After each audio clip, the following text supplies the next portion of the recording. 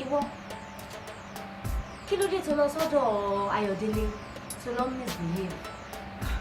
Èmi kọ́, mama èmi kọ́. Ṣé kò sọ fún mi bó ṣe ń lera mọ́ òní? What's your problem? Mama man yẹn, ó rough gan, moreover he talks too much. Ó kàn rough and do me anyhow. Really? Oh rough. Oh talk too much. What does that got to do with you? What's your business with that? Ṣé bí kí wọ́n ṣiṣẹ́ fún mi kò dẹ̀ gbọ́ oko kúrò mẹ́ni? Kí ló kàn mí pẹ̀lú yẹn? You know what? Let this be the last time ever tí anybody might ever fẹjọ́ ẹ̀sùn mi. Tí nǹkan bẹ́ẹ̀ yẹn bá tún ṣẹlẹ̀ láyé, you're so done with me. Did you get that? Ẹ má bínú ma. Ẹ jókòó. Thank you. Uloma. Ma. Small sit, don't worry. Okay. You'll be going to Ibikunle's place around 4 o'clock. Oh, thank you, ma. It's fine. Thank you. Olúrónkẹ́, ṣé wo ló lọ sọ́dọ̀ Ambode the last time? Ambode, no, Táyọ̀ ló lọ ma. Are you sure? Yes, ma'am, very sure, ma. Ṣùgbọ́n pé tó bá jẹ́ pé wo ló lọ the last time, you can't go there anymore. Bẹ́ẹ̀ ni mo mọ̀, Táyọ̀ ló lọ kì í ṣe mi. You're sure? Yeah, Eh? Okay, so tomorrow, o máa lọ sọ́dọ̀ Ambode. I'll confirm the time and the hotel and let you know. Please, package yourself well. I don't want no complaint. I don't want to hear anything. Did you hear me? Yes, ma'am. Good. Shikemi. Yes, ma. Amichi will be coming to Lagos. Okay. So, you will go. Alright? Please, be of best behavior. I beg you. Mi ò kí ń fẹ́ bá yín fa nǹkan kan tó yẹ mo ṣe máa ń bẹ̀yìn síwájú kó tó di pé wá ní pé àmọ́ màá tún bẹ̀rẹ̀. That's why I'm saying all this. Please. Okay? And you, ìwọ ta sọ pé kó lọ sọ́dọ̀ Ayọ̀délé tó sọ pé ó rough. Ó ń sọ̀rọ̀ jù. Ṣé tá bá sọ pé kó lọ sọ́dọ̀ ra ó fún sin kí ló máa ṣẹlẹ̀? Wàá sọ pé ṣòkòtò ẹ ò balẹ̀. Wàá ní kó máa kírun sí ẹ lára. Àbó máa sọ Kùránì lé ẹ lórí. Àbí bẹ́ẹ̀ kọ́. Anyways, torí Ahmed ń bọ̀. Bí àwa lọ sọ́dọ̀ Ahmed. But my issue with him is that ó lè sọ pé òun ò fọmọ kan, most likely kò ní jẹ́ ìwọ nìkan. So that means that Shikemi, maybe you get from the other girls. Bóyá she baby àti Tatu. Táyọ̀ náà ló ń wá available. Tayo. Ó pè mí here. Jennifer is not bad, ma. Spec any Jennifer. Tayo. Okay, maybe a Jennifer. Jennifer will not be bad. Maybe. Anyways, I'll be sure when I hear from him. Because right now I'm not so sure. Then depending on the available, Lamalo. Okay? Anyway, that will be all for now. I'll give you guys a shout out before the end of the day. Okay, thank you, ma. Mama. Drinks pẹ̀lú wa. Drinks. Okay. Shani red wine. Yes. Oh, wow. Ṣé ìmájú fún mi? Oh, okay. How are you, Nick? Glasses. All right. Okay.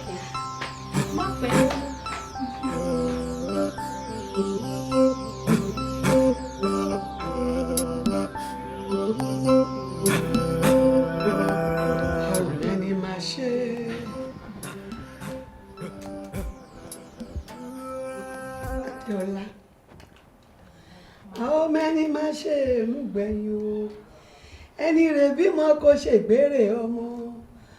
How many máa ṣe lùgbẹ̀yìn o. Ṣọmọ ẹ tó kọrin yẹn. O mọ̀ o tiẹ̀ lè mọ̀ bàbá Ògúndé òun ló kọrin yẹn nígbà táwa ń location lọ́dọ̀ òun tó ń bá gbogbo wa sọ̀rọ̀ pé kó ní kálukú tọ́jú ọmọ ẹ̀ torí àmọ́ ọmọ tó máa ṣe how many máa ṣe lùgbẹ̀yìn wo kó mú láyẹn wá sórí irun tí mo fẹ́ ṣe fún ẹ yìí tó bá ti pé 3 days a máa tútù a máa ya irun yẹn wá báyìí a bá yẹ ilé wá báyìí a á dì wá báyìí a á dì pàdé ra wọn bí àwa di eléyìí náà pàdé ń bí ṣùgbọ́n Yes, sir. wọ́n bá níta ló ṣerun fún ẹ oní great grandma Yes, ma. But grandma, kí lorúkọ style tá fẹ́ ṣe yín? báwo lè jẹ́ ń sọ fún ẹ ọmọ kékeré ṣòro. Okay o.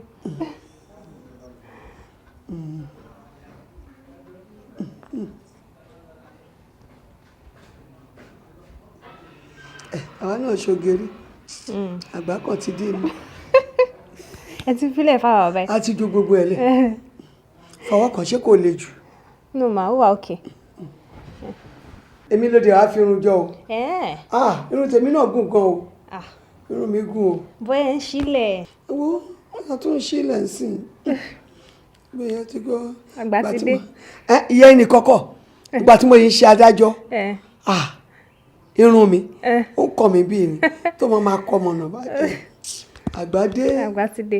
Ẹ ti fílẹ̀ fáwọn báyìí.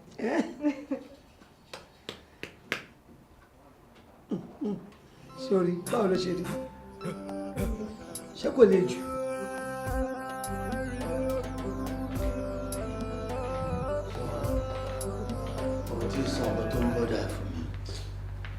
And you should understand by now that I can read you like a book. So what's bothering you? Very. Ìkan náà àwọn machineries mi ló ń fún mi ní problem. Ó kàn lọ fall in love ní ṣá. So, what's bad in kí a young girl go fall in love? Of course, ó bad fún business mi. Ṣé o mọ iye tó mọ yẹn ń pa fún mi ni? Inú gbogbo àwọn ọmọ mi pátápátá ó máa ń pa wíwálé ajé wà lára ẹ̀. All of a sudden ó wá lọ fall in love pẹ̀lú bọ̀bọ̀ kan. Gbogbo ibi tó bá yẹ kó lọ kò ní lọ máa fún mi lóríṣiríṣi excuses. Of course, ó bad fún business mi now. So, that's all that is bothering you, right? Is it no more than that? Èmi tí ẹ kọ́kọ́ rò pé ó fẹ́ sọ mí pé ó broke. Ìyẹn náà wà lára ẹ̀. No. Ìwọ ló fẹ́ ká mú bọ́m̀bẹ́. Both.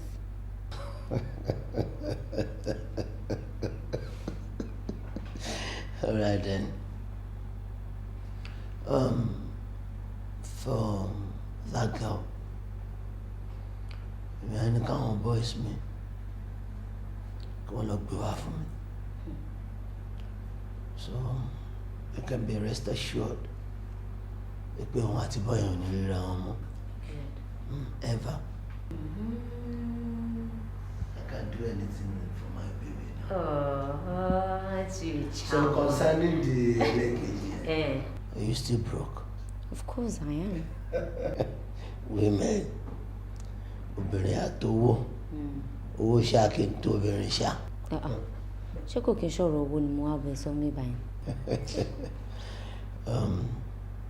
Like how much lole post mine sí face that you laugh heartily?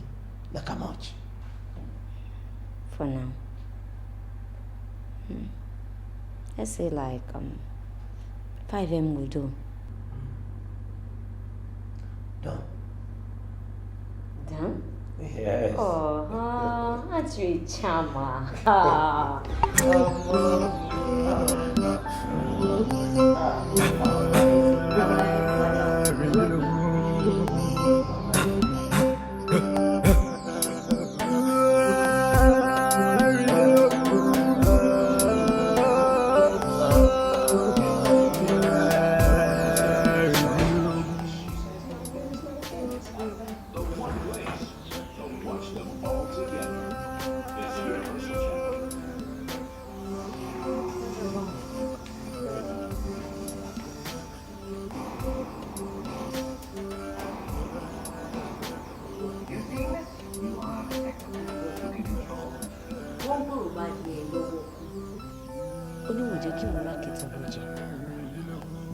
I was trying to save you from that stupid, idiotic, broke ass. But kò yé. Jọ̀ọ́, níbo ni wọ́n ti rí escort tó ń fall in love rí? Níbo? Maybe you'll be the first one. Ladu, did I train you? Did I train you? I don't think so. Because tó bá jẹ́ pé mi ni mo train ẹ, ò ní máa ṣe nonsense tó ń bá mi ṣe yẹn. Ó máa bá lẹ́ǹgbà sílẹ̀ rọ. Mi ò fẹ́ bínú, mi ò dẹ̀ ní bínú. Idiot.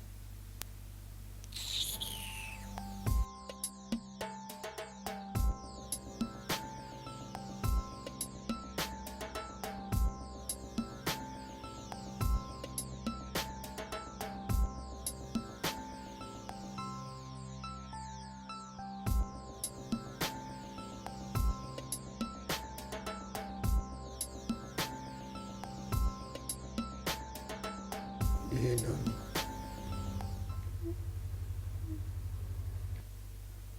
You answer my question whenever tí mo bá ti bí ẹ léèrè.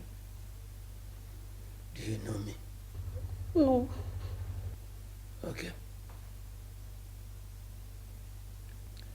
Orúkọ mi ni Perry. Perry! Don Perry. Àwọn tó súnmọ́ mi tí wọ́n mọ̀ mí dáadáa wọ́n máa ń pè mí ní Don Perry.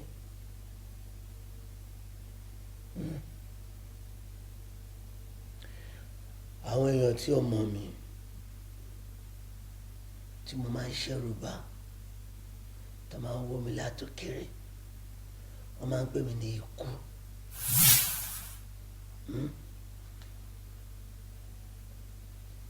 Orúkọ méjèèjì tí mo dára fún ẹ kí ni mo pè? Stop! Don Perry, ikú. Yes.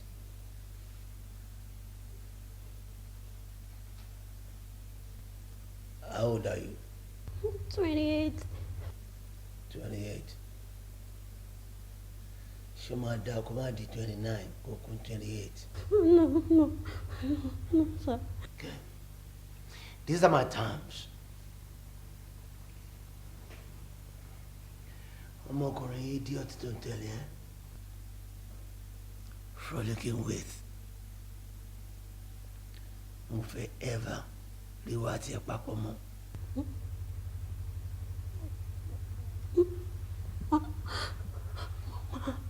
You don't cross! Ó ṣe kí ni? Olóyún. Ìyẹn ó ṣe big deal. Ṣé ìyẹn wá ń bẹ̀ lẹ́rù ni? Tó bá ti ṣe tán wọ́n á mú ẹ lọ wọ́n á lọ yọ dànù. Gbà mí lọ fi ń yọyún. One time flushing. You do. Okay. Like I was saying before, àti after tó bá ti yọyún inú ẹ̀ tán, má yẹ kí n rí wa àti bọ́ yẹn mọ́. Tí mo bá gbọ́ pípọ́n rí yẹn pọ̀. That boy, he dies. I'll kill him. Then mi tí mo nǹkan tá máa ṣe fún ọ. Ṣùgbọ́n kó lè mọ̀ pé ọ̀rọ̀ mi kì í ṣe ṣeréṣeré. Àwọn boys máa ń mú ẹ lọ́rùn sí. Wọ́n fa ilé àwọn butchers wà lọ́wọ́. Wọ́n falà sí ẹ lójú wọn criss cross ẹ.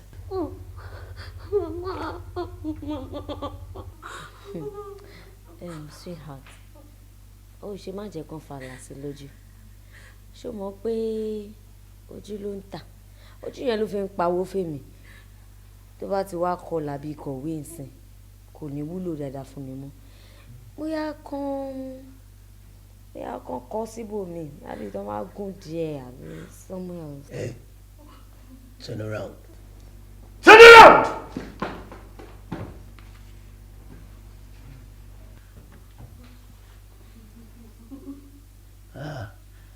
There she one bell. Okay. Babe, bóyá kó tó gùn díẹ̀ kí mi kọ́kọ́ gùn eléyìí náà. Àṣàṣì ràn bèbí ọmọ dùbúlẹ̀ jà kásá gbà o. Gbàtàn òbí ẹkún. Nǹkan ń ṣe ẹ ni. Ó ṣí ẹ. Ṣé lè lo máa gùn? Ojú owó ìṣí. Hey. Hey.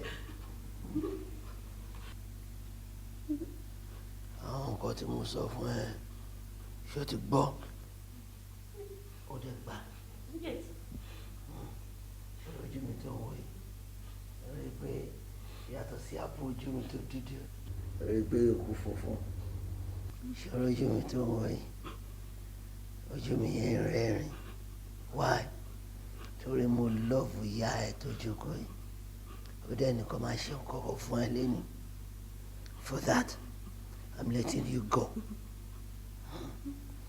tó bá tó máa padà rojú mi lẹ́lẹ́kejì ojú mi ṣòro bó ṣe wà over height ẹ̀jẹ̀ máa jáde mbẹ́ and I'll kill you take her away. Sílẹ̀ àṣàṣì ọ̀rọ̀ bèbí ọmọ dúró lẹ́yà.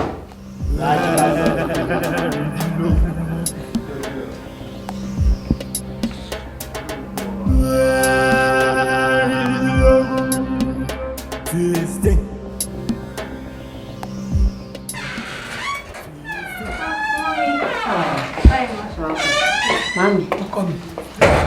Àlàáfíà ni. Ní kó máa dúró kọ́ ọmọ yìí dáadáa. Ṣé mi ò kí ni? Ó dá mọ́ bọ̀ pẹ̀lẹ́ ṣó wà ókè pẹ̀lẹ́. Ilé ọkọ mi. Yes ma. Ṣé dáadáa dẹ wà? A dúpẹ́. Ṣé ń láwọn ògùn yín dáadáa? Dáadáa. Mo ti rí lára yín. Òun lè ń look younger every day. Mami ṣe fẹ́ dàgbà bọ̀ ni. Ọlẹ́yìn ọmọ mi náà ni. Anyway, mo bá yín kó àwọn oúnjẹ yín wá. Ó wà nínú mọ́tò. Mo dẹ̀ bá yín ra àwọn aṣọ kọ̀ọ̀kan náà sí pẹ̀lú òun náà. Ṣé ọkọ mi bí ò ní pẹ́ o Àmín ma. wàá rọ́mọ ṣìkẹ́ o. Àmín àmín. And then mo ní pé kí n tún wá sọ nípa birthday ìgbà tó jẹ́ pé 16 ló fẹ́ pé so mo fẹ́ ká ṣe kó pariwo díẹ̀ so mo ti invite àwọn èèyàn kọ̀ọ̀kan so èrò máa pọ̀ díẹ̀. But mọ́mí ṣé ilé grandma láti máa ṣe pátí aláriwo? No, ọ̀dọ̀ mi láti máa ṣe torí space so.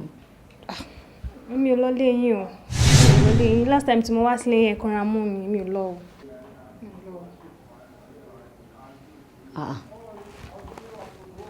Jọ ṣó nọ́mà ṣó wà ókè ṣé mo sick opinion ẹ ni ṣe pé shut up ta ló ń bẹ sọ̀rọ̀ tó ń sọ pé o wà lè wọ́n máa lọ ṣé mo bí ẹni èmi sọ pé wà wá ẹ máa wá ṣe birthday nílé mi o sọ pé who the hell are you wà ó ń ṣò. èmi ò ní time nonsense mami ẹ̀yin lè má bọmọ ìjẹ́ ẹ̀yin lè bà jẹ́ ewo eléyìí ti yọwọ́ kọ́wọ́ láti ọdún mélòó o lè máa ń sọ fún kò lè pa èmi àgbọ̀ o lè pa mí o lè pa mí níṣẹ́ kò pa mí àpẹ́ dà ní mi ráyè òṣì. Ìṣòro báyìí. Ok jẹ́ kó rí ẹ pé nǹkan tí n bá fẹ́ ló máa fẹ́ o ò ní máa control mi torí mi ò ráyè nonsense èwo ló ṣì o ti ẹ̀ dúpẹ́ oríyàn ṣe birthday fún ẹ o sọ ẹyẹ wà bẹ́ẹ̀ tí màá ṣe fún ẹ o máa kú ni kókó ṣì dànù. Lágbára Ọlọ́run lọ́la máa send owó sí àkáǹtì yẹn àti títí ẹ̀ náà ìwọ lọ pé bọ́bọ́ náìsí tó máa help mami láti ṣiṣẹ́ yẹn kó wá lọ káwọn ẹrù ní mọ́tò jáde fún mi. Mami mo rí yín náà. Ọkọ mi. Mo ní bẹ̀tẹ̀. Ṣé my dear.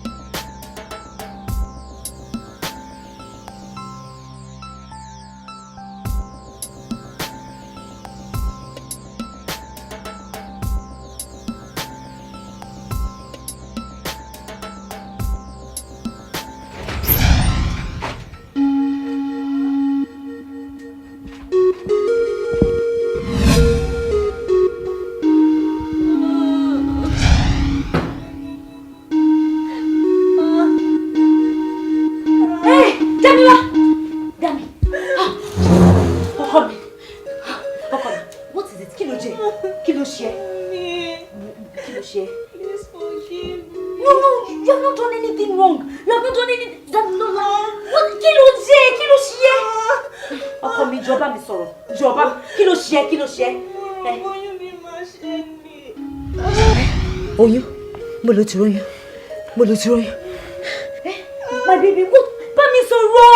Mi ò jẹ mi jẹ. Kí ni? Damilola, kí ló jẹ? What did you eat? Talk to me. Baby, talk to mommy. What did you eat? Àǹtí Ṣìkẹ́ mi ló fún mi lóko. Looking so nice in her skin, her body so fresh, I can leave her. She got the backside like a trailer. One more time, I got dollar for you, Konigala. Olosho.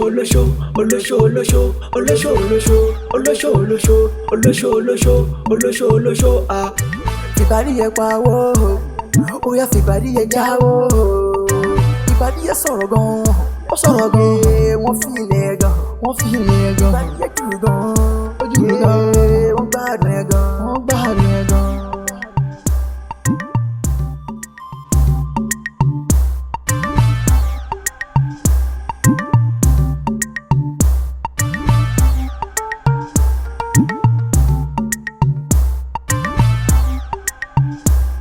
Ọmọge, báwo ni?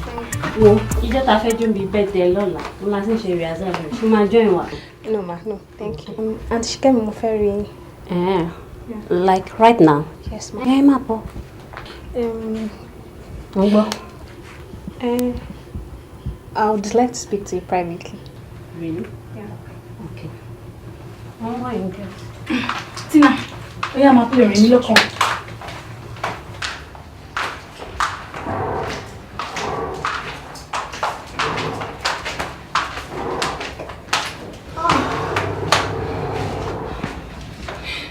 Okay.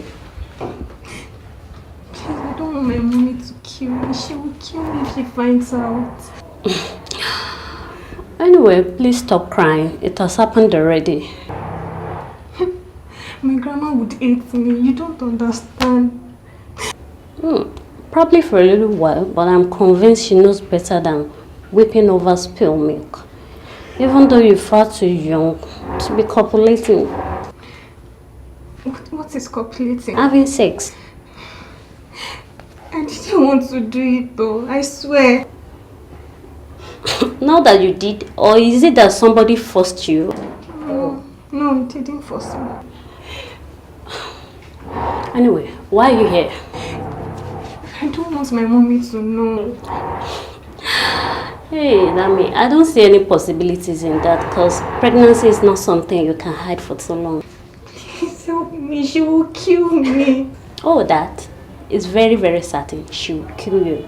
But that's one thing you should have considered before doing this. You're not even legal yet.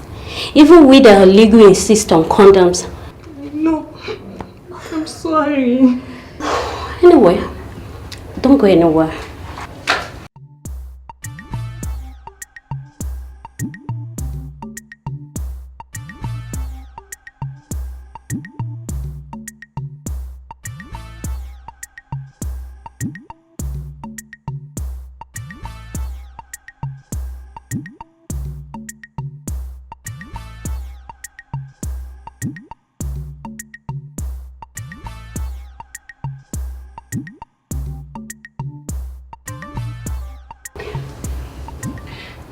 Drink this. What is this, ma? It's a concussion. Just drink it. You'll be fine.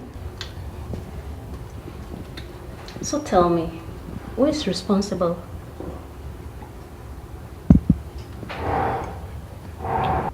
See, little lady, someone does not hide the truth for one's Messiah. So speak up. Raymond. What? Your mom fiancé? He made me do it. Oh my God. He made me do it. Raymond. Raymond. My stepfather. Mia. Raymond. Hey, okay. Oh, mommy. My baby. I'm sorry for going to his house.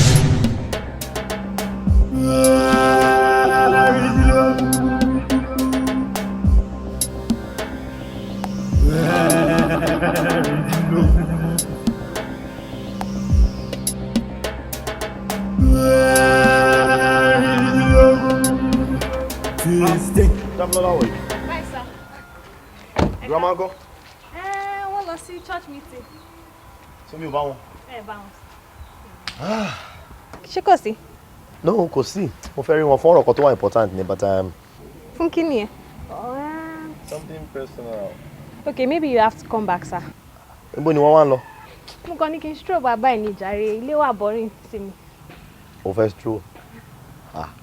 Tí grandma bá dé nǹkan wọn dẹ̀ ní bínú. Ṣé mo wá jọ ọmọdé ni? Look at me. Really? Okay, one more to check in gear stroll. Okay, sir. Wọlé. The very grandma, they might be one there. Okay. 16. Oromadiye tó ń bá ṣàṣọrẹ kò mọ̀ pé ikú tó pa yahoo yẹn. Oromadiye tó ń bá ṣàṣọrẹ kò mọ̀ wípé ikú tó pa yahoo nìyẹn.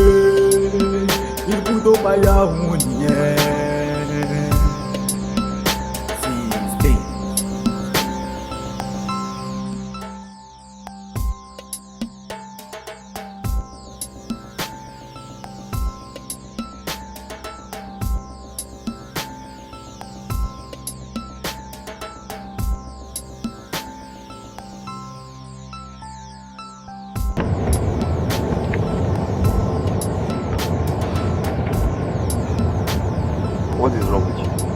You didn't do me. You're okay. Damilola, I am your stepfather. And as a stepdad, I am trying to build the relationship of a father and a daughter. So why would that father and daughter are man close to you in life? And that is the relationship I'm trying to build. So me talk about otherwise, I'm not your boyfriend. I just want you to be comfortable around me. If you want anything, if you need anything, you'll be able to tell me. So, can I hold your hand? As your stepdad, I'll have to build your bond so strongly that we'll be inseparable. You understand? Afterwards, I'm taking you somewhere. Really? Yeah, more fun actually. Okay. I know you can't wait. Okay. Alright, think we'll go for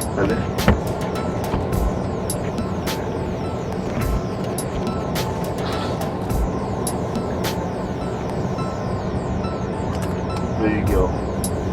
Yeah, you're what I call a complete African beauty. Here's our a very beautiful African lady. You look beautiful. So far, you mommy alone. My two age moment, I can imagine. You'll be super dope. Mommy ma wà jealous. Èmi ló ní sọ̀rọ̀ ẹni tí mo ní. Àmì ìyẹn sọ̀rọ̀ ẹni tí mo ní.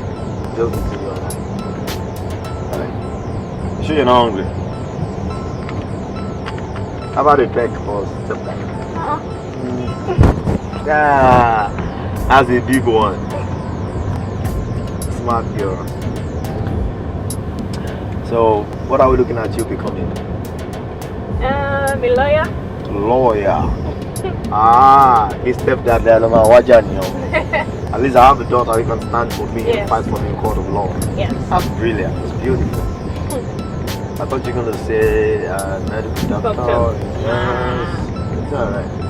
Or an engineer. You know this blood. You don't like blood? Wow, that's great. That's great. Oh, I left when you know. I'm going to go. Oh, that's good. That's good. But Thanks.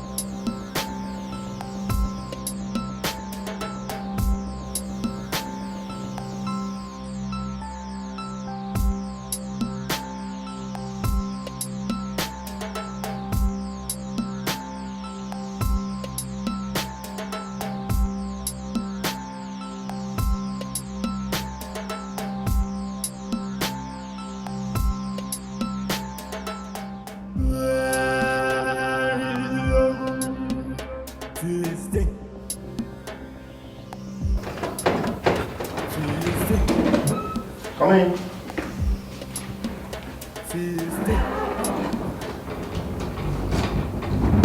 You are welcome to my humble hold. Make yourself comfortable now. It's okay. I decided to bring it to my house in case to Buffy Wamiwa. While you want me to my Wamisi, when you pay me, you want me to check me or anything. So this is where I live, and I live here all alone. Yes, sir. Look at mine when it's baby. No, sir. I live here alone because I don't have a baby, so I don't need easy accessible. Like, you can come check in anytime. You feel calm, you feel relaxed. Come, let's come. It's alright. Let me quickly refresh you.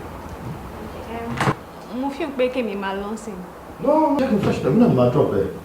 While my jump back, I'm no, you don't do that. Let me quickly refresh you. Yeah. And you're sure you don't want anything? No, I'm fine. Thank you.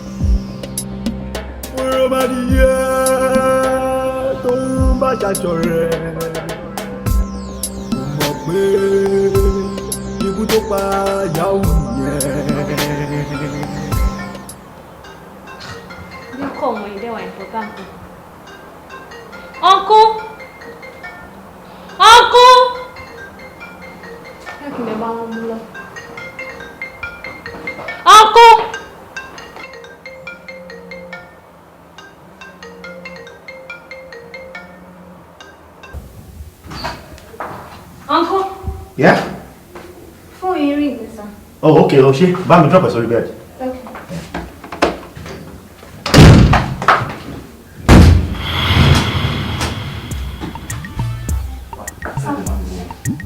Wá mi ilẹ̀kùn wo lọ́tì tó ṣùgbọ́n lọ́wọ́ mi wo àwọn kìíní gbogbo máa bọ̀ òkè jókòó wá mi kí ló ṣe ẹ́.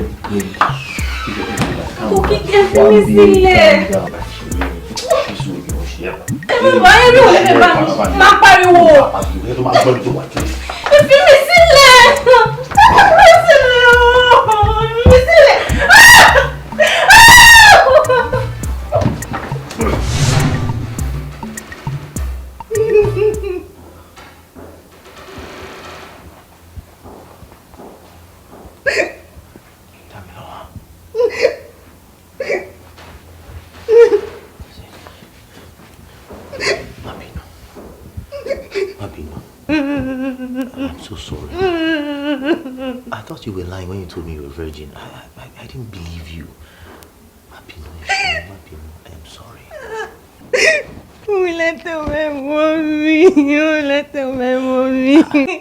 No, you do not have to tell your mommy anything. By the time you tell your mom this happened to you, she'll start asking questions like, how did we meet? Báwo she Debbie? Did we even get to this point? She gets angry so easily. You don't know that. You know, mom, see your frustration. It's alright. It's okay. Listen, I promise to be there for you. Shubo, you and I know your mother is hardly around. Okay, really? I will give you that care you've missed. I promise to be there for you. Your does not matter now. You are all that matters for me. Nothing. I mean, nothing on this earth matters to me as much as you do. Please, baby. Dende! Are you me? Simiba! Damilola! Dende! Oh, come here.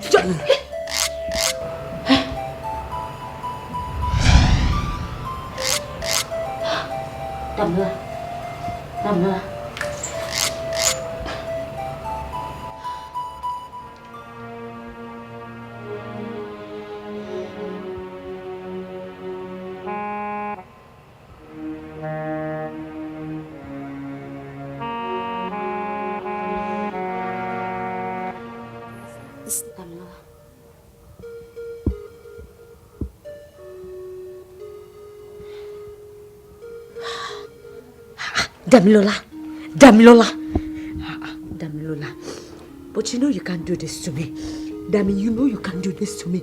You know you are all that I have. Okay. I've been so wrong. I've been wrong. I tell you, don't come here anytime without me telling you. I yelled at you, you know. Okay, I'm sorry. I will not do that again. This is your house. Come in anytime you like. Do anything you want. Just, you know you're my best friend. Dami, you know I love you. You know what? Let's talk. Let's just talk to me. Talk to mommy. Damilola, you want to talk to mommy? You're not saying anything. Why?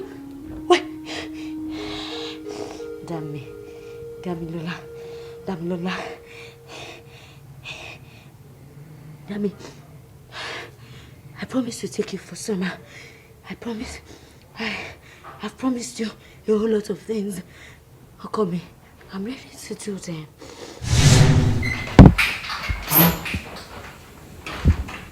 Welcome, guys. Alright, thank you. Welcome to my home, Mulabo. What are they? I just did it. No. Yes. Please make yourself comfortable. This is nice. Thank you. Kilema faking offer. Whatever you give to us, because it's possible command it taste you only. Raymond. Amy. Yeah. Humanity taste you. Please, what are you feeling like? I want water. Water now. Okay, guys, I'll be back. So, Ray, hello, ni baba sọ pé ó máa yọ no owó yẹn náà. Yeah. Ó ló máa gba 450k. Aba 450k. Nínú èlò. Bàtáyà o. Ẹ fún 250k jàre, 450 no. Ade kò lè gba 250 now. 250k now, kí ló sọ lẹ́nu 250. Why not?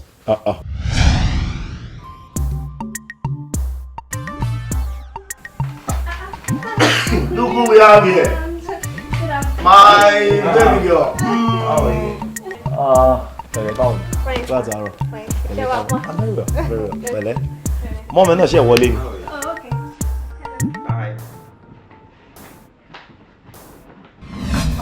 lè gba 250. That is quite on the low side.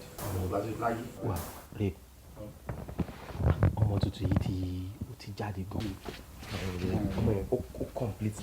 Ìwọ náà iwájú àtẹ̀yìn yẹn solid. ẹ complete. Ọmọ yẹn complete dáadáa. Iwájú àtẹ̀yìn yẹn tọ́lid. Ọmọ yẹn complete lẹ́nu tiẹ̀. Ẹ̀rí pé méjì ògbọ́n. Ẹ̀sùn ẹ̀kọ́ síbi kan náà bí ẹja bolo. Ọmọ tó tó ẹgbẹ́ ọmọ yẹn ọmọ 16 years. Méjì ṣe kò lábẹ́lẹ̀ ló complete yẹn. Ọmọ yẹn kéré. Ọmọ yẹn ò tí mọ ọkọ̀ kẹjọ kó ní yín pé ẹ wò bí ibà òṣèbí tí mo ti máa tẹ̀ ẹ jẹ́ kó yín pé wò kẹ́sù ṣe yín síwájú ọmọ tẹ́ ẹ tó bí lọ́wọ́ lẹ́sọ̀ ọmọ yẹn complete ọmọ yẹn set ṣe kíni. Dúró fojú ẹ̀ méjèèjì búra pé wọ́n ti máa ṣe ọmọ yìí. Ọmọ kékeré lọmọ yìí kò mọ anything ẹ bá mi bójú kò lára ẹ̀kẹ́ yóò ṣòṣì. Ọmọ tó níwájú tó tún lẹ́yìn. Wàá gbọ́njọ́ kan tiẹ̀ ọmọ tó níwájú ó tó lẹ́yìn wàá gbọ́ tó fẹ́ bá sọ̀rọ̀ yìí wàá gbọ́njọ́ kan. Má wọ mi lọ́wọ́ oníkà fọmọ ilé kí ló ṣẹlẹ̀ gan. Tí mo miss. Ṣé wà ókè bẹ́ẹ̀? Yeah babe. You are fine. Ṣé o rí drink náà gbé wá ní látẹ̀kan? Mo ń bọ́ bàtà. Water.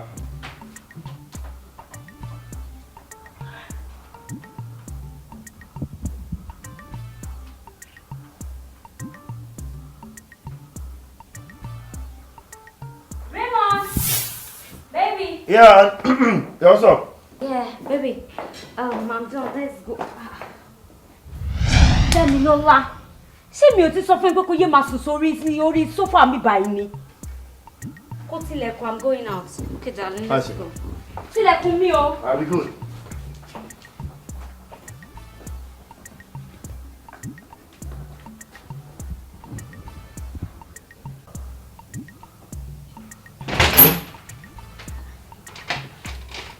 Raymond. So, ìgbà wo ló tún wá dà báyìí? 2 hours?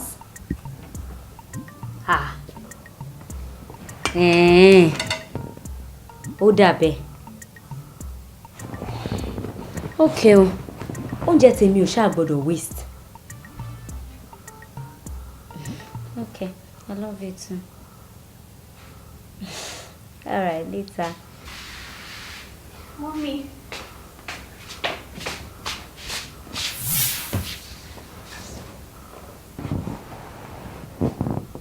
What are you doing here? I'm home. Oh, Jebby. Like I don't know. Haven't I told you not to come to this house without calling me? But Mom, I tried calling you, but it was not connecting. Then you should have waited.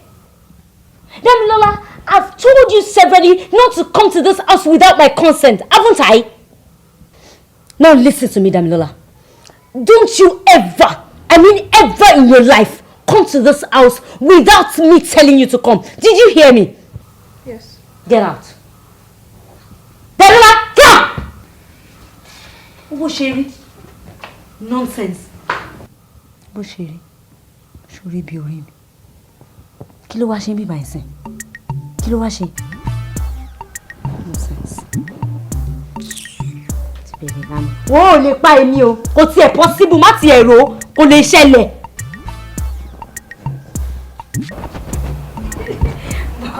But seriously, Raymond, it's not funny. It is. It's not funny. I said it is. I said it's not Like, funny. are you sure it's not It's funny? not funny.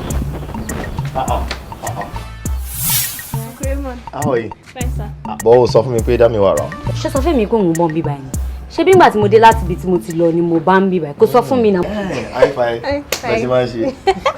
Mummy ṣe ń jáde. Mọ́mí ò jáde pẹ̀lẹ́ mommy's friend. Wọ́n ò jáde. Báwo ni studies? Fine, sir. Ṣé wọn kọjú mọ́ wẹ̀? Bẹ́ẹ̀ni, sir. Òun lọ fún classes. Bẹ́ẹ̀ni, sir. Òun lọ fún tutorials. Bẹ́ẹ̀ni. Òun ṣe assignment ẹ̀ náà. Yes, sir. Má kọ rẹ̀ o. There is time for everything. Tí time bá tó láti lọ rẹ̀, mọ́mí ò ní stop ẹ̀. But now it is time to face your studies. Kò dẹ̀ face ẹ̀ squarely. Ṣé o gbọ́? Raymond. Ó dẹ̀ ń bá mi bẹ̀ Damilola. Ń gbọ́. Kóhun gan bá mi try. Ń gbọ́ wà bá mi try. Ẹ ní sùúrù. Wà bá mi try. Mi ò ní fọwọ́ mi pa ẹ́ fún ara mi. Kò tí ì ṣe lo ti lérí báyìí tó wá ní. Wọ́n mú kán. Ń gbọ́. Wà bá mi try nonsense. Òun gan mọ̀ pé òun ò jẹ́ bá mi dánwò. Ó mọ̀ pé òun rugi oyin. Èlé ń gbọ́ Damilola. Ó dáa ní báyìí try ẹ̀ ẹ má worry. Omi ẹ̀ action pọ̀. Tẹ̀lé mi dé di mọ́tò jẹ́ kí n fẹ́ lówó káàdì. No. Wọ́n kọ́ wọlé lọ. Má bá gbà náà lówó làbọ̀rọ̀. Action pọ̀ bí ogogo.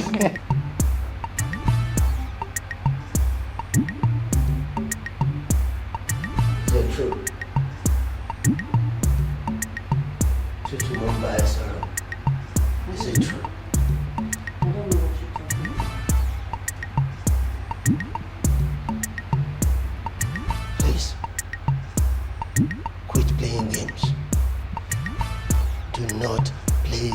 with me. Do not play games with me. Ọmọkùnrin dúdú gíga tí wọ́n rí ẹ pẹ̀lú yẹn kí ló ń ṣe pẹ̀lú ẹ? Raymond, èmi kàn gbowó lọ́wọ́ ẹ̀ ní kí mo fẹ́ fi ṣe. Is that a stupid name? Raymond, wọ́n ń gbowó lọ́wọ́ ẹ.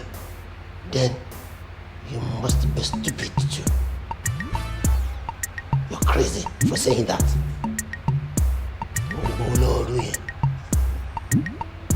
Ṣọ́dẹ̀ ló pè mí ni. Ó ń gbowó lọ́wọ́ àbó ń fún lówó. Ṣé òun gangan lówó tó ẹni? Mo fẹ́ kí n ṣàlàyé fún ẹ date àti time tó ra mọ́tò tó ṣiṣẹ́ ń lò yẹn fún. Ìbá má dùn mí náà tó bá jẹ́ pé àwọn aláyé irọ́ mi nígboro ló bá ń tẹ̀lé. Bóyá bí IBD dende tó ní IBD International Hotels tàbí kó lọ jẹ́rú àbúrò mi MC Olúọmọ àbí kó lọ jẹ́rú ọ̀rẹ́ mi kí n wá sí Àyìndé Marshal àbí kó tiẹ̀ jẹ́ Sunday Igboho àwọn tèmi náà rí tí màá ní ok mo rí àwọn sẹ́ẹ̀tì mi kò yẹ kó jẹ́rú bọ́ yẹn náà mo tẹ̀lé irú yẹn. You broke my heart. You just made me angry.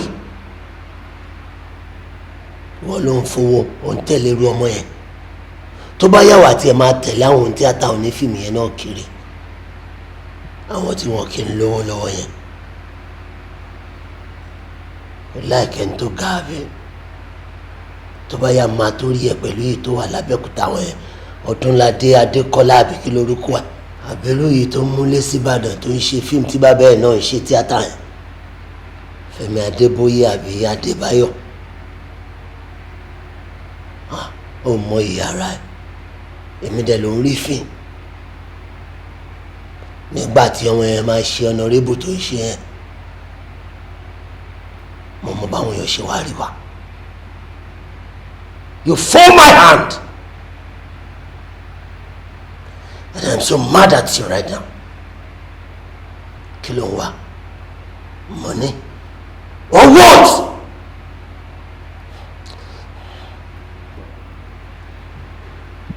Now you listen to me and listen very good. Mi ò fẹ́ rí ẹ pẹ̀lú bọ́ yẹn mọ́. Tí wọ́n bá lọ fẹ́ rí a jẹ́ pé àwa méjèèjì ò fẹ́ rí láyé mọ́ nìyẹn. Ó dẹ̀ mọ̀ mí. Ó mọ̀ mí gan o. Ó mọ̀ mí o. Just broke my heart. But Barry, why are you jealous? I am not jealous! You are. I am not saying you shouldn't do that! But you are. He's jealous. He's jealous. I don't care.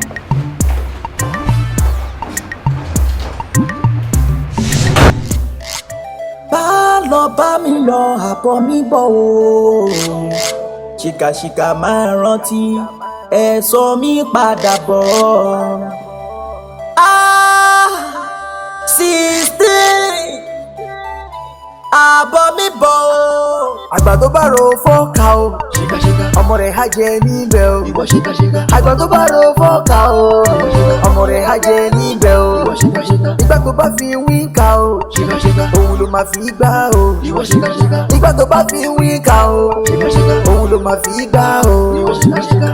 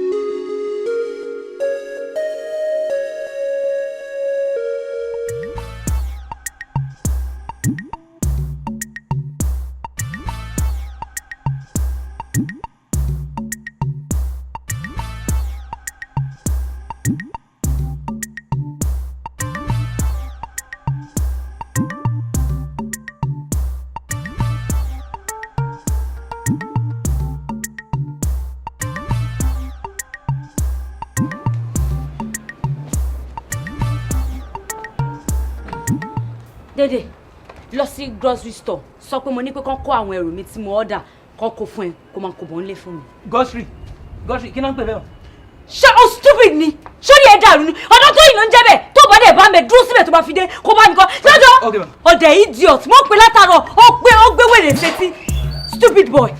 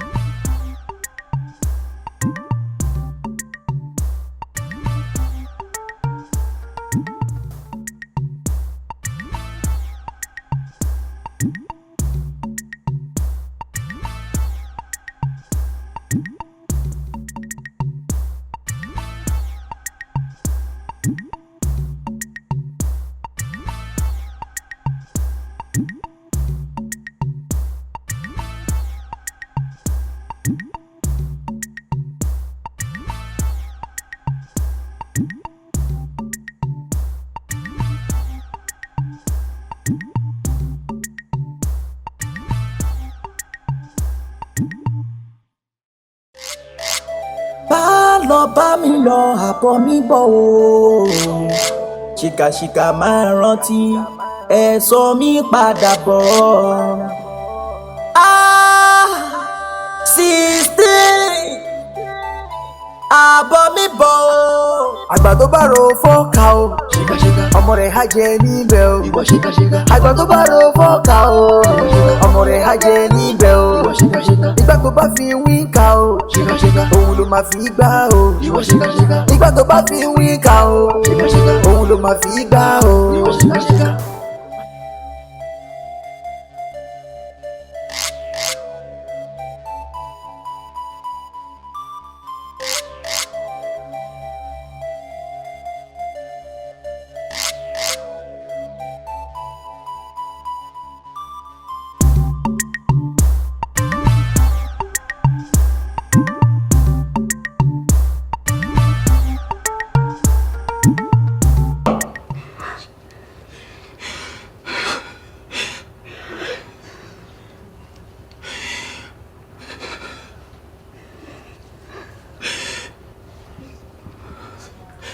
Ṣìkẹ́mi,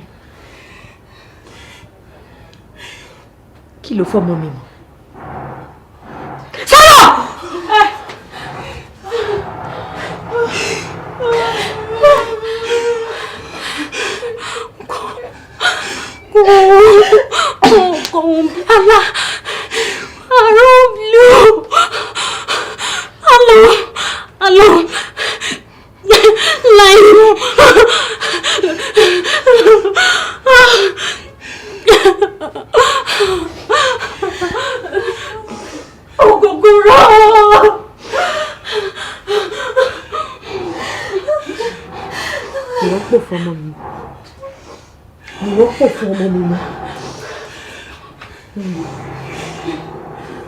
Okay, so ìwọ àti ta ni? Gbogbo wa ni.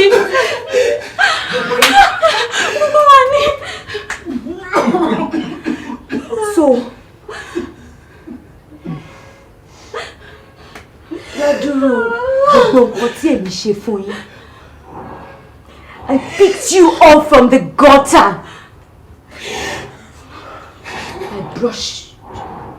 I brushed you up. I made you all a human. Gbogbo bí tẹ́tí dé láyé yín. tí mi ò bá ràn yín lọ ẹ lè débẹ̀. So pẹ̀lú gbogbo nǹkan tí mo ṣe fún yín ìwọ rò pé nǹkan tó yẹ kẹ́ fi sọ mí lẹ́sàn ìkẹ́pọ̀ ọmọ kan ṣoṣo tí mo bí àbí.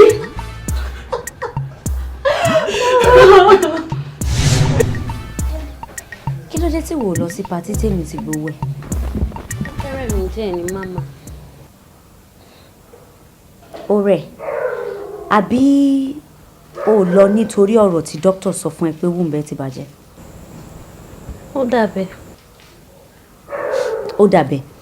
Ṣìkẹ́mi, mo ṣe bí mo ti pè ẹ́ mo ti bẹ́ẹ̀ sọ̀rọ̀ bí ẹ̀gbọ́n àtàbúrò. Mo ṣe bí mo ti bẹ́ẹ̀ sọ̀rọ̀ lórí ọ̀rọ̀. Jọ, kí ló fẹ́ fọmọ ṣe? What do you need a womb for? Tell me.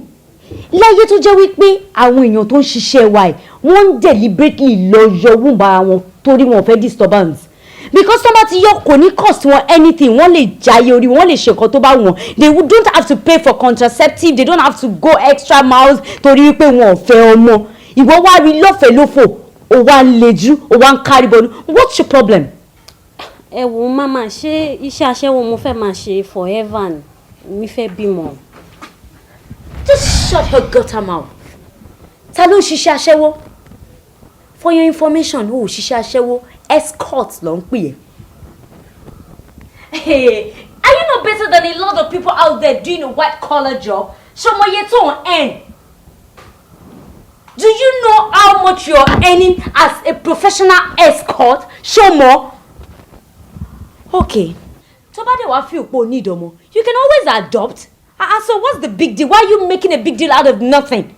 You know what? I'm done talking.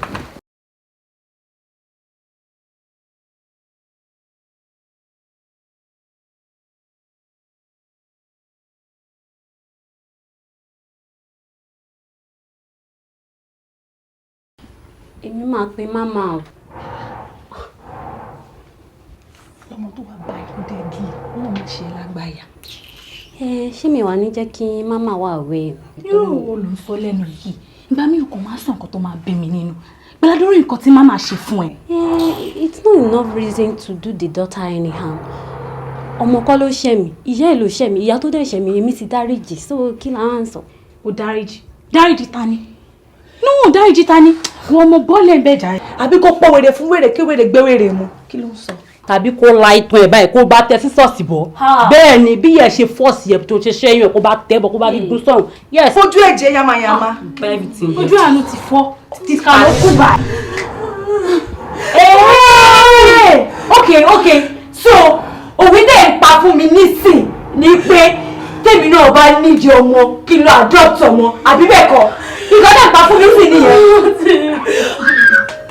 Ìkọ́ dẹ̀ ń pa fún mi nìyẹn.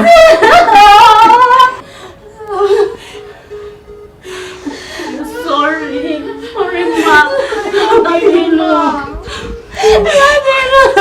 I'm so sorry.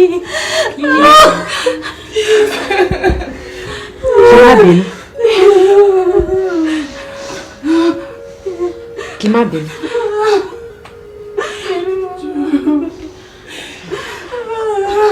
Mi ò bínú. Mi ò lè bínú. Má ṣe wá bínú torí pé ẹ pọ̀ ọmọ kan ṣoṣo tí mo bí.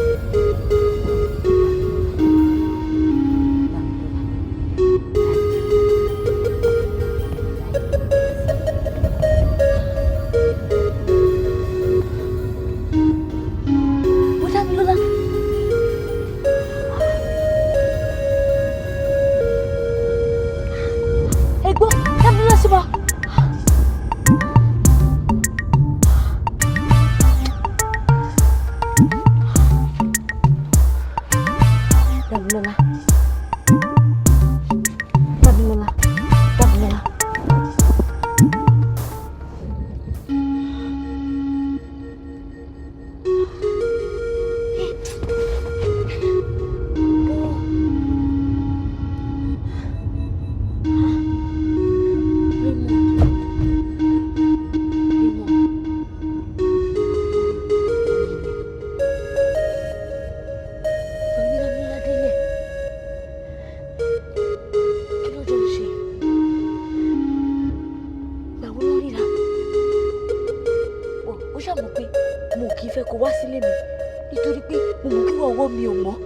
mo pé nǹkan tí mo ṣe ò dá mo dẹ̀ fẹ́ kó kẹ́gbẹ́kẹ́gbẹ́ mo fẹ́ kí anybody rí ẹ mo fẹ́ kí mi ò kí ń jẹ́ kó bá Raymond sọ̀rọ̀ mo kì í jẹ́ kó bá wọn ṣìkẹ́ mi sọ̀rọ̀ ibo lẹ ti ríra kí ló lọ ṣe ń lé ẹ̀.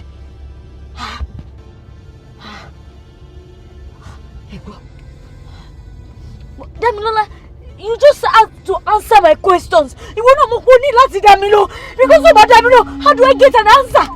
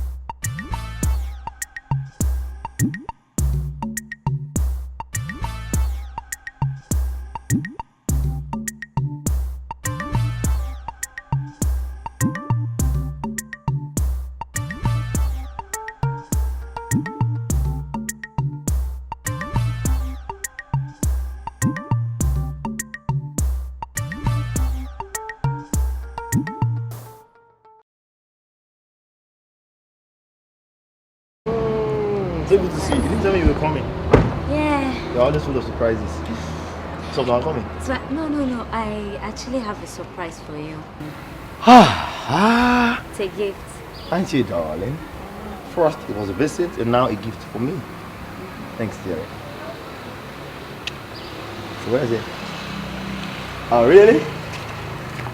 Such a darling. Jesus! Hey.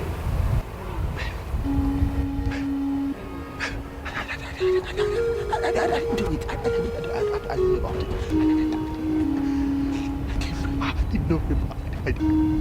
I did not. I can explain everything that happened. But I want. Let me know. What are you to explain to me? I am sorry. Move follow, baby. Come on, explain! I'm explaining, please. My friends actually was. I didn't know she was good at it. She didn't even tell. I don't know. I am so sorry, please. I promise to make it up to you. I promise to be the best of man. I promise to make you happy. I promise, please. Follow my bed, please.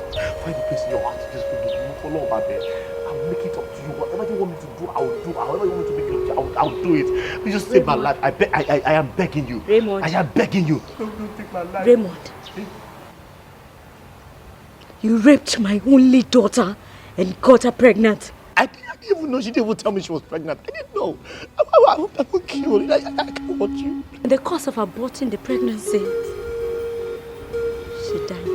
See, I promise to be the best man you've ever known in your life. I will make you happy. I will stand by you. I will give you all you want. I will give you happiness. I promise to make it up to you. I beg you. I beg you in the name of God. Raymond, you killed my only daughter. And you're here talking about making it up to me? In all aspects, in all sphere of life, I will. I didn't know. I didn't know she was even pregnant. Rot in hell with your forefathers.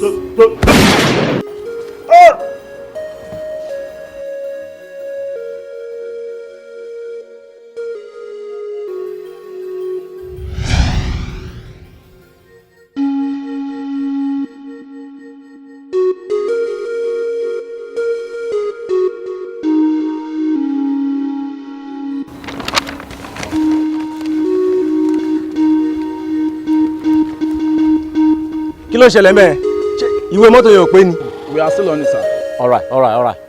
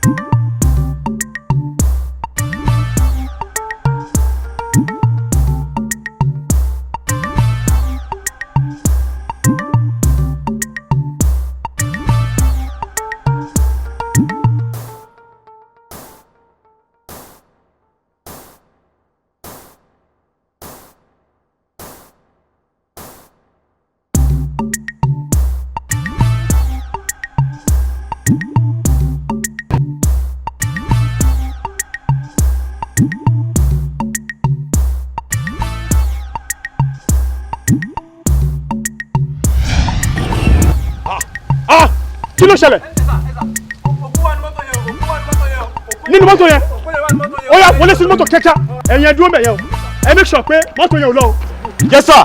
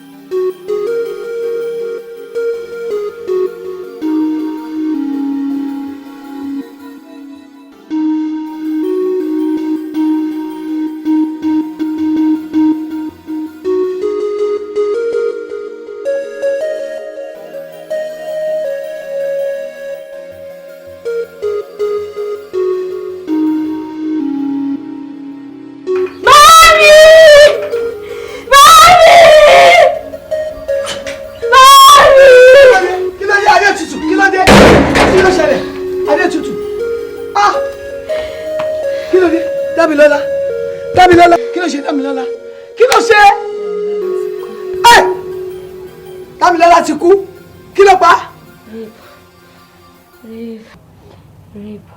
Rape ta ló rape ẹ tani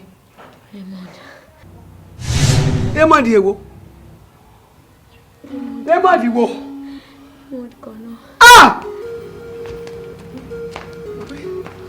olórí burúkú ni Raymond bí tó bá wọ̀ ní sórí rẹ̀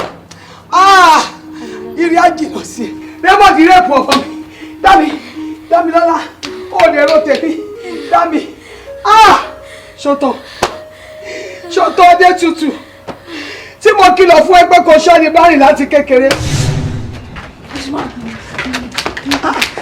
Ìrọ̀lẹ́ màmí wo tó bá jẹ́ pé wọ́n jọ ọmọ kan ni ó ṣe dúró dèmí kẹ́jọ́ bá bú eléyìí. bó ẹ̀jẹ̀ nínú wọn máa sọ pé kí ni ọ ẹ sílẹ̀.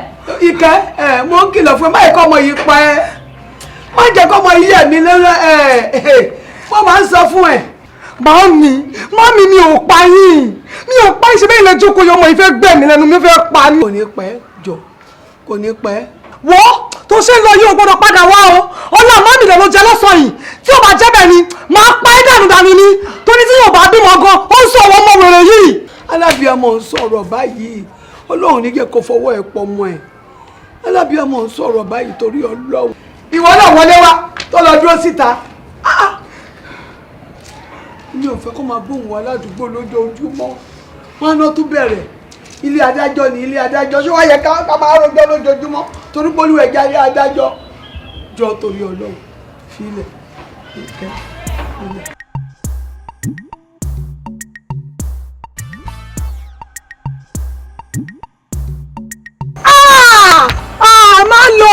Má lọ. Wọ́n sọ bẹ́ẹ̀ mo dé bá bẹ́ẹ̀ ìwọ ọmọ ìṣó fẹ́ pa mí ni. Ṣó fẹ́ pa mí ni ẹ. Nígbà tí ò ṣe wọ nìkan lọ mọ́ wá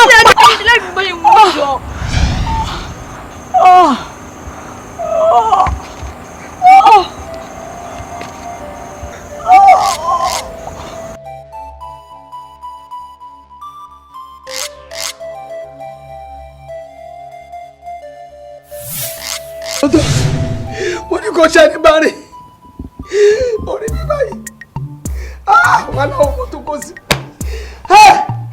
mo ní kí n bọ́ sí.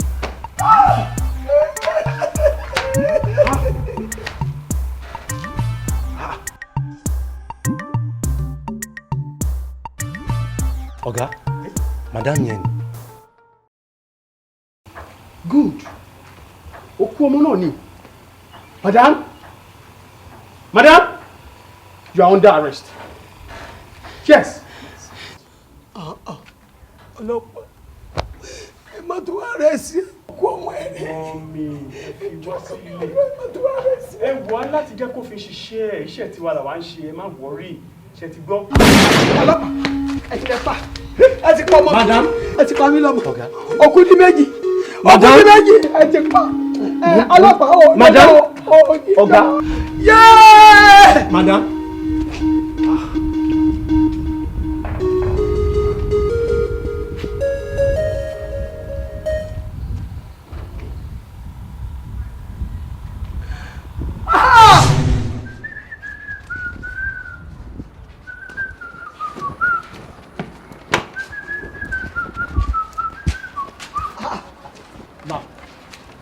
Látẹ̀kọ́ mọ́tò náà ló fọ̀ fẹ́. Àmọ́ ti ṣe tán kí n kàn dust gbogbo bíbá ẹ ló kọ. Ó ṣe tán náà ni. Dọ́kọ́lẹ̀ kó jàre. Ìyá má ṣàǹfààní, ìyá tó yẹ kó kò ní jẹ́rí ọmọ ẹ̀, àwọn náà dẹ̀ bímọ tiẹ̀, àbọ̀ bímọ tiẹ̀. Ìwọ ìyá yìí yóò lè pínlẹ̀ aládájọ́, àṣebí tó bá ọba yọ sí mi lélẹ́yìí, odidi ọmọ méjì, àbí bẹ́ẹ̀ kọ́, sọ fún mi odidi ọmọ méjì. Àwọn ọmọ pé mi ìlágbára tó ẹ, àwọn ọmọ ní Ọlọ́run, ọgbà odidi ọmọ méjì lọ́wọ́ mi tó yẹ pé ọmọ yẹn lọ rọ nǹkan tó máa jẹ ni. Kó tó kú ọmọ lọ́gà, ìwọ adájọ́ lórí burúkú yìí. Jọ̀ọ́ ṣé mo mọ̀ mi ò rí ẹ rí. A ò lè mọ̀ mí, mo mọ̀ pé kò tó máa sọ nìyẹn pé ọmọ mi, àmọ́ ń gbọ́dọ̀ máa gbọ́dọ̀ di ọmọ méjì lọ́wọ́ mi ọmọ mi, àbí bẹ́ẹ̀ kọ́, ìwọ ìyá yìí, mo mọ̀ pé mi ìnagbára tó ẹ.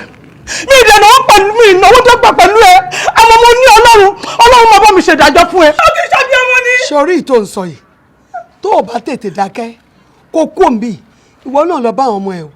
Bẹ́ẹ̀ ni mo sọ fún ẹ. Ọ̀dà èmi tí mo ti mọ̀ pé nǹkan tí màá bá bọ̀ rẹ̀ àmọ́ ẹdún ẹ jẹ́ kí n fún yín létí ọ̀rọ̀ yìí ẹdún ẹ jẹ́ kí n fún yín létí ọ̀rọ̀ ẹ lè jèrè ọmọ bẹ́ẹ̀ ni mo sọ fún yín kó sí bí ẹ ṣe lè pẹ́ láyé tán ẹ ní ọmọ tó máa bu yẹ̀pẹ̀ sí lójú títí máa dé bá gbogbo ọmọ yín ni bẹ́ẹ̀ ni tí mo sọ yà yí àrò àti ọmọ bẹ́ẹ̀ ni mo sọ bẹ́ẹ̀ fún yín àwọn ojú ìní máa jẹ́ kó ṣẹ̀mọ̀ yín lára gbogbo ẹ máa ṣẹ̀mọ̀ yín lára ìyá ó ṣe yàrá dáradára ẹ̀mí ti gbà fọlọ́wọ́ mo ti gbà fọlọ́wọ́ ọmọ méjì àmọ́ ṣe ìgbàlọ́ rẹ̀ ṣe.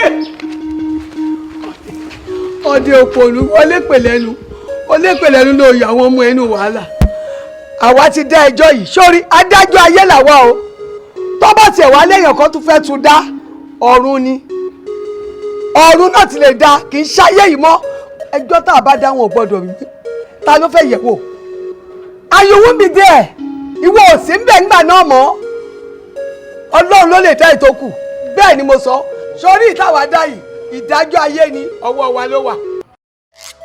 Bá lọ bá mi lọ àbọ̀ mi bọ̀ o ṣìkàṣìkà máa rántí ẹ̀san mi padà bọ̀ adájọ́ ayé. 16. adájọ́ ayé ọlọ́run nìkan ládájọ́. àṣé kò sóhun tá a ṣe tó gbé àṣàṣepamọ́ ni. èkújọ́ sí wa ṣẹ́ àtọmọ ọmọ ló kù.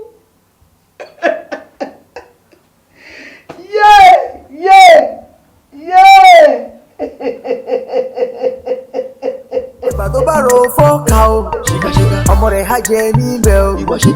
Àgbà tó bá ro fọ́ọ̀kà o, ọmọ rẹ̀ á jẹ níbẹ̀ o. Ìgbà tó bá fi wíńkà o, òun ló máa fi gbá o. Ìgbà tó bá fi wíńkà o, òun ló máa fi gbá o. Adájọ́ ayé, ilé ò bá ṣe pẹ̀lẹ́. Adájọ́ ayé, ó bá rọra kó tó dájọ́. Adájọ́ àgbà ń bẹ lókè o láti ṣèdájọ́ gbogbo wa.